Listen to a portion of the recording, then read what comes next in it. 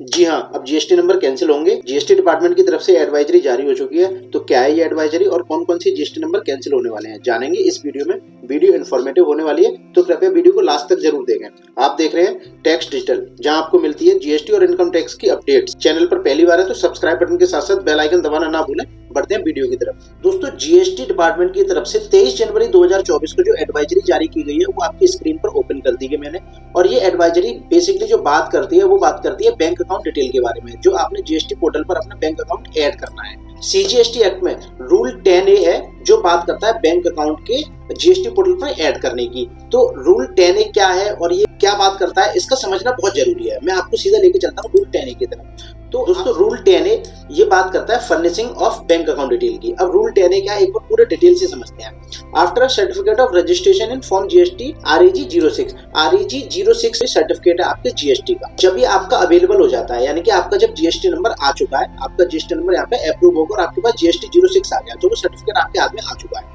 तो उसके बाद आपके पास 45 डेज, यहाँ पे 2 टाइम लिमिट है दोस्तों, समझिएगा। 45 days from the date of grant of registration और the date on which the return required under section 39 is due to be furnished। तो यहाँ पे समझने वाली बात यह है कि अगर आपका जीएसटी नंबर आ चुका है तो उसके बाद आपने क्या कंप्लायंसेस करने होते हैं, जीएसटी के रिटर्न फाइल करने होते हैं। तो जीएसटी का जो रिटर्न जाता है वो सबसे पहले कौन सा रिटर्न जाता है, GSTR 1 या IFF। अगर आपने क्वार्टरली में लिया है तो IFF, और अगर रेगुलर में लिया है तो GSTR 1 जाएगा। तो यहाँ पर जो सेक्शन 39 में बात की गई है जीएसटी रिटर्न्स के बारे में, यहाँ पर अगर आपका GSTR 1 या IFF की जो अगर डेट पहले आ रही है तो वो डेट आपकी मानी जाएगी, या अगर वो डेट आपकी अगर बाद में आ रही है और उससे पहले 45 डेज आ जा रहे हैं तो वो 45 डेज माने जाएंगे।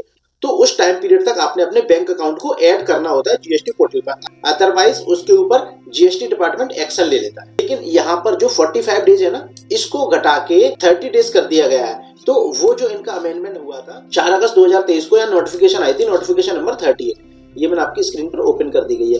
तो यहाँ पर क्या दिया था, इन्होंने अमेंडमेंट कर दिया था रूल 10A में। यहाँ पर जो 45 डेज है ना, ये इसको घटा के 30 डेज कर दिया गया था। जो 45 डेज का टाइम था यहाँ पे घटा के 30 डेज कर दिया। तो ये आपको पॉइंट क्लियर हो गया। 45 डेज का टाइम जो है वो 4 अगस्त 2023 से 30 डेज हो गया था। अब बढ़ते हैं एडवाइजरी की तरफ। तो यहाँ पर भी यही बात हो रही है कि all registered tax payer are required to under the provision CGST act 2017, मतलब आपने बैंक अकाउंट 30 दिन के अंदर 30 days of the grant of registration before the due date of filing GSTR 1 IFF। GSTR 1 IFF या 30 डेज जो पहले आएगा उससे पहले तक आपने बैंक अकाउंट को ऐड कर दिया। एक एग्जांपल के थ्रू इसको समझेंगे, वो वीडियो के लास्ट में समझेंगे। अभी थोड़ा सा इसके बारे में पहले बात कर लेते हैं पूरी। Whichever is earlier, जो पहले आता है वो माना जाएगा। यहाँ बात की गई है दोस्तों, tax payer are therefore advise, मतलब जीएसटी एडवाइस कर रहा है टैक्स पेयर्स को कि आप ये 30 दिन की जो अवधि है इसको समाप्त होने से पहले आप ये काम कर लीजिए, आप अपने बैंक अकाउंट को जीएसटी नंबर पे ऐड कर दीजिए, ताकि आपकी बिजनेस एक्टिविटीज में कोई विघ्न ना पड़े, कोई जीएसटी नंबर में कोई रुकावट ना आए, और जो जीएसटी नंबर का जो सस्पेंड होने के चांस है वो भी आपके खत्म हो जाए। आगे बात करते हैं। A new functionality is being developed, यानी कि यहाँ पर ना एक न्यू फंक्शनैलिटी डेवलप हो रही है जिसमें आपका जीएसटी नंबर ऑटोमेटिक आपका जीएसटी नंबर सस्पेंड हो जाएगा।